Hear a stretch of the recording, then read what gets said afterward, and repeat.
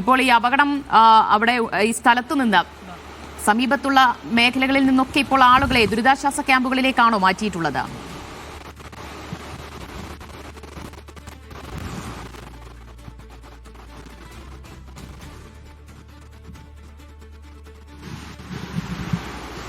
ദിവ്യ, Meppadi government higher secondary സ്കൂളാണ് നിലവിൽ ക്യാമ്പായി പ്രവർത്തിക്കുന്നത്. അവിടേക്ക് തന്നെയാണ് ഇവിടെ നിന്ന് രക്ഷപ്പെടുത്തുന്ന ആളുകളെ മാറ്റുന്നത്. ആദ്യഘട്ടത്തിൽ തന്നെ ആളുകളെ മാറ്റി തുടങ്ങിയിരുന്നത്. അതായത് ദുരന്തം കഴിഞ്ഞ് നമ്മൾ ആദ്യം ഇവിടെ വന്നപ്പോൾ വലിയ പ്രതിസന്ധിയായിരുന്നു. ഫുൾ മൺകൂനി ആയിക്കൊണ്ട് ഒരു നിലക്കും മറുഭാഗത്തേക്ക് പോകാൻ കഴിയാത്ത ഒരു സാഹചര്യം ഉണ്ടായിരുന്നു. പിന്നീട് JCB ഉൾപ്പെടെ എത്തി മണ്ണ് ഭാഗികമായി നീക്കം ചെയ്തു. പ്രദേശത്ത് നിന്ന് കുടുങ്ങിക്കിടക്കുന്ന ആളുകളെ കുറച്ചായി മാറ്റുന്ന ഒരു സാഹചര്യം ഉണ്ടായി. അതിനുശേഷം ജില്ലാ കളക്ടറുടെ നിർദ്ദേശപ്രകാരം Meppadi government higher secondary school ക്യാമ്പായി പ്രവർത്തിക്കാൻ നിർദ്ദേശം കൊടുക്കുകയും ഇവിടെ നിന്ന് ആളുകളെ അങ്ങോട്ടേക്ക് മാറ്റുകയുമാണ് ഇപ്പോൾ ചെയ്യുന്നത്. കൂടുതൽ സ്കൂളുകൾ ഒരുപക്ഷെ ക്യാമ്പായി തുറക്കാനുള്ള ഒരു സാധ്യതയുണ്ട്. കാരണം ആയിരക്കണക്കിന് ആളുകൾ അപ്പുറം ഭാഗത്ത് കുടുങ്ങിക്കിടക്കുന്നുണ്ട് എന്നുള്ളതാണ് നമ്മൾ മനസ്സിലാക്കേണ്ടത്. ഇത് മേപ്പാടി ചൂരൽമലയിലേക്ക് പോകുന്ന ചൂരൽമല ബന്ധിപ്പിക്കാൻ കഴിയുന്ന ആകെ ഉള്ള ഒരു റോഡ് മാത്രമാണ്. മറ്റു മാർഗങ്ങളൊന്നും തന്നെ ചൂരൽമലയിലേക്ക് എത്താനില്ല എന്നുള്ളതാണ് മറ്റൊരു പ്രതിസന്ധി. അതുകൊണ്ട് തന്നെ അവിടെ നിൽക്കുന്ന മുഴുവൻ ആളുകളെയും ഇങ്ങോട്ടേക്ക് എത്തിക്കുക എന്നുള്ളതും ഒരു പ്രധാനപ്പെട്ട ഒരു കാര്യം തന്നെയാണ്. അതുകൊണ്ട് കൂടുതൽ സ്കൂളുകൾ ഒരുപക്ഷെ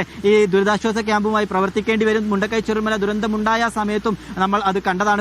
കൂടുതൽ സ്കൂളുകൾ തുറന്നുകൊണ്ട് കൂടുതൽ ആളുകളെ ക്യാമ്പിലേക്ക് മാറ്റുന്ന ഒരു സാഹചര്യം ഒക്കെ തന്നെ ഉണ്ടാകും. നിലവിൽ ഈ മീനാക്ഷി കള്ളാടി ഭാഗത്ത് താമസിക്കുന്ന എസ്റ്റേറ്റ് ലയങ്ങളിലും ആ ഉന്നതികളിലുമായി താമസിക്കുന്ന ആളുകളെ ഏറെക്കുറെ മാറ്റിയിട്ടുണ്ട്. ഇനിയും അപ്പുറത്ത് ആളുകൾ നിൽക്കുന്നുണ്ട് എന്നുള്ളതാണ്. ഇനി വഴി പൂർണ്ണമായി ക്ലിയർ ചെയ്തെങ്കിൽ മാത്രമേ കൂടുതൽ ആളുകളെ വാഹനത്തിൽ ഇങ്ങോട്ടേക്ക് എത്തിക്കാൻ പറ്റുകയുള്ളൂ. ഇപ്പോൾ നടന്ന് ആളുകളെ രക്ഷാപ്രവർത്തകരുടെ സഹായത്തോടെ നടന്ന് ആളുകളെ ഇങ്ങോട്ടേക്ക് മാറ്റുന്ന ഒരു കാഴ്ചയാണ് നമുക്ക് കാണാൻ കഴിയുന്നത്.